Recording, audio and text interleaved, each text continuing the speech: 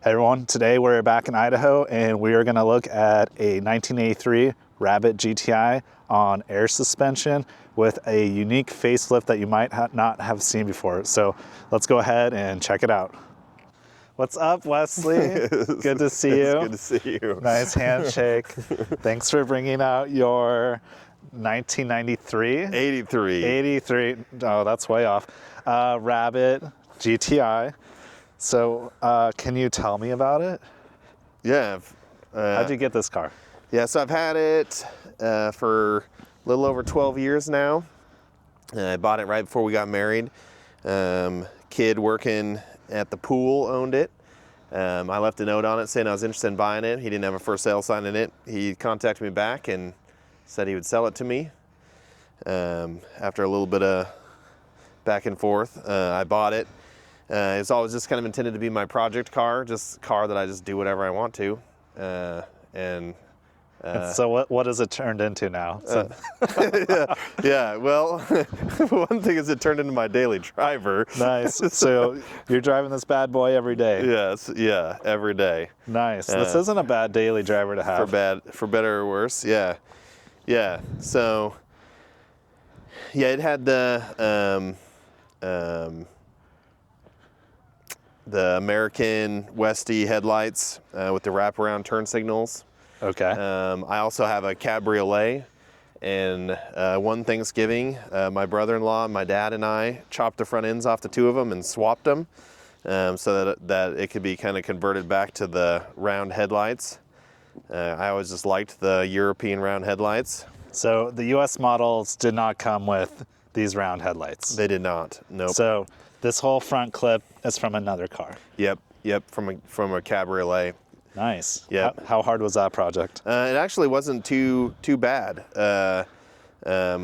We started by trying to pop all the pinch welds, but that was just kind of making a mess of things. So we ended up just cutting the fronts off of both the cars. We had them both there. We just made a jig that bolted up to both of them, so that with the jig we could cut them in the same spot and then re-bolt them up on each of them in the same spot. Nice. And so like how far back did you take this off, would you say? we cut it right. Okay. Like right here. In fact, Nice. we might be able to see it. I'll try. All right, let's check this out.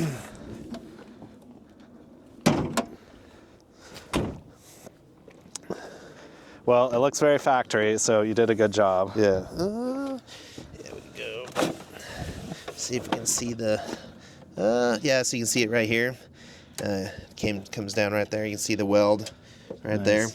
Barely. I mean. Yep. Yeah. Nice. Very, very clean job. Yep. Nice. So why you have this hood popped? What are we working with in here? So it just has the 1.8 that the GTIs came with. It does have the short ratio 5-speed transmission in it.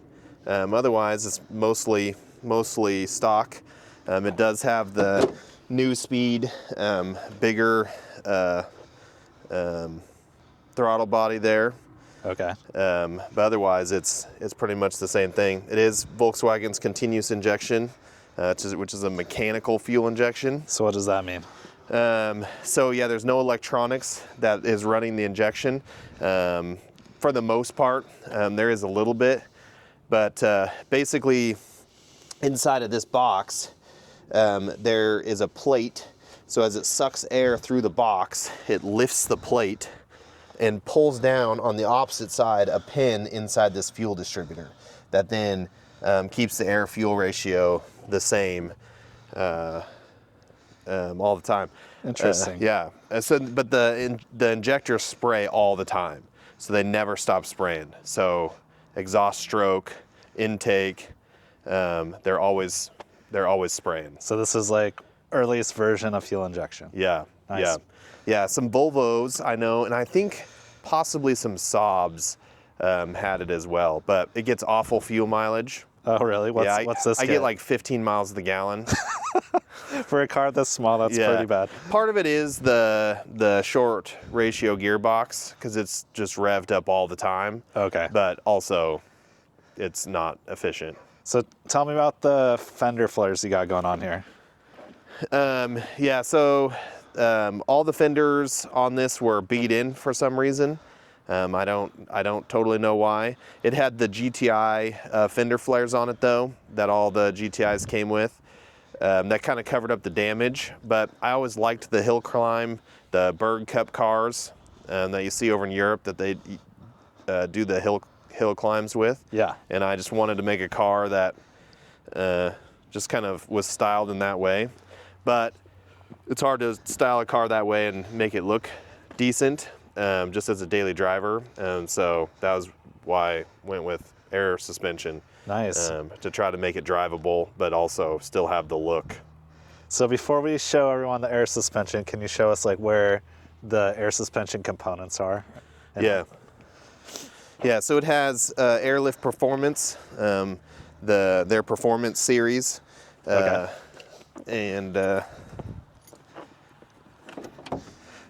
so this is probably like the most expensive part of the car. oh yeah, it's worth way more than I could probably part this out for more than the car's worth. So it's just tucked in the back right here. Yep. The controller's here. And how big of a job was it? Because you installed the air suspension yourself, right? Mm-hmm. And so how long did that take and how hard was it? The air,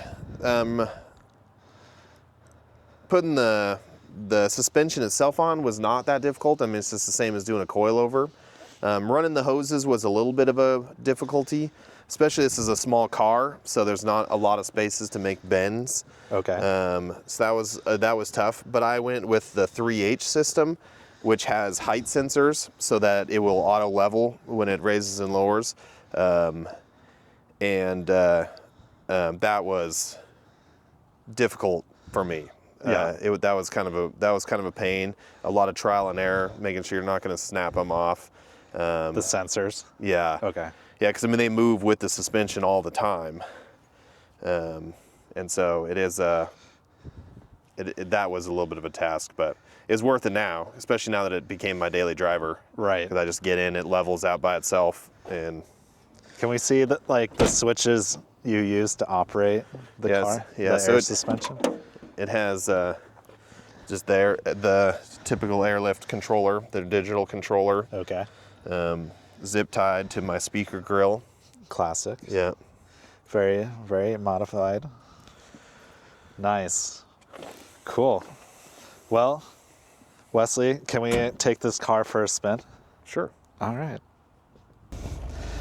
All right, everyone, we're now in Wesley's car and we're gonna go take it for a spin. This is the first time I've ever driven a air ride car. We're gonna see what it's like. And first impressions is I really like driving really small short wheelbase cars, so I can see why people are in love with the GTI because it's small and fun.